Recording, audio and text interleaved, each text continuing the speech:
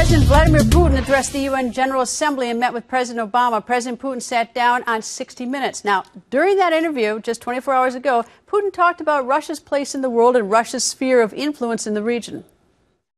There are those who look at Ukraine, especially Ukraine and Georgia, and they believe that you do not want to recreate the Soviet Empire, but you do want to recreate a sphere of influence, which you think Russia deserves because of the relationship that has existed. Why are you smiling? Why? You're making me happy because we're always suspected of some ambitions, and they always try to distort something or hint at something. I indeed said that I believe that the collapse of the USSR was a huge tragedy of the 20th century. You know why? Because, first of all, in an instant, 25 million Russian people found themselves beyond the borders of the Russian state. Do you think it's normal that 25 million Russian people were abroad all of a sudden? Russia was the biggest divided nation in the world. It's not a problem? Well, maybe not for you, but it's a problem for me. Former Speaker of the House, Newt Gingrich, goes on the record. Good evening, Mr. Speaker. And we certainly had dueling speeches at the UN between President Obama and then President Putin, and then they met. Your thoughts today about that? I think we're seeing a continuing collapse of the Obama policy. You now have Russia firmly in Syria. You have Russia, Iran, and Iraq working together with Syria. All these are things that 3 or 4 years ago the president would have deeply opposed. And now he's going to have to accommodate a reality that he can't change. Well, the news that that Russia, Iraq, Iran, and Syria are working together, they're going to share intelligence.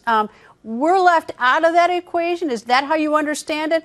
And if so, why are we left out of it? Look, I think we have watched a steady decline of American influence under President Obama. The Iranians have been trying to develop a regional hegemony. The Russians have now become their ally. I think what you're seeing is a tremendous shift of power away from the United States and Western Europe towards Russia and Iran.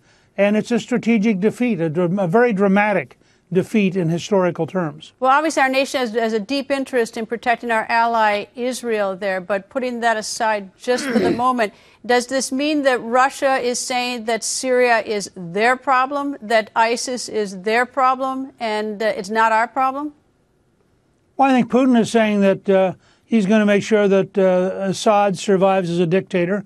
He's going to cooperate actively with the Iranians. He's going to increasingly sell weapons to the Iraqis. And if we want to hang around, that's fine. We just don't matter very much to him. And what does that mean? What does that mean for Americans, everyday Americans, as they watch this?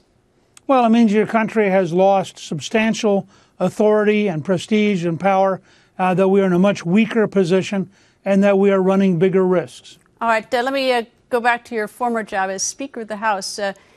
Speaker Boehner, he says, I'm out of here. He's getting out. What do you think about him announcing his resignation at the end? It'll be effective end of October. I think he was very worn out. I think he also was faced with a rebellion on his right that he couldn't stop and couldn't deal with. And I think, frankly, Clist and I were with him and with Debbie when the Pope was in town. The high point of John Boehner's public career will always have been being there with Pope Francis. I think it meant an immense amount to him. The Pope blessed his grandchild. It was just a remarkable moment for him. And I think sort of that evening he said, this is it. I mean, it ain't getting any better than this. I'm gone. But does he leave the GOP broken on Capitol Hill in the House? No. He gives Kevin McCarthy, who's going to be Speaker, an opportunity now to step in, to actually have better relations with the right, at least for the moment, and maybe to put together a new leadership team with new energy, new ideas, and new drive. The system moves on. There's no vacuum. And by a month from now, we'll see McCarthy, I think, being a very aggressive and very vigorous speaker. What can he do differently than Speaker Boehner?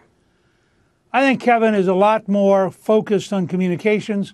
I think you'll see him be much more aggressive, both in pushing the Senate and in taking on President Obama.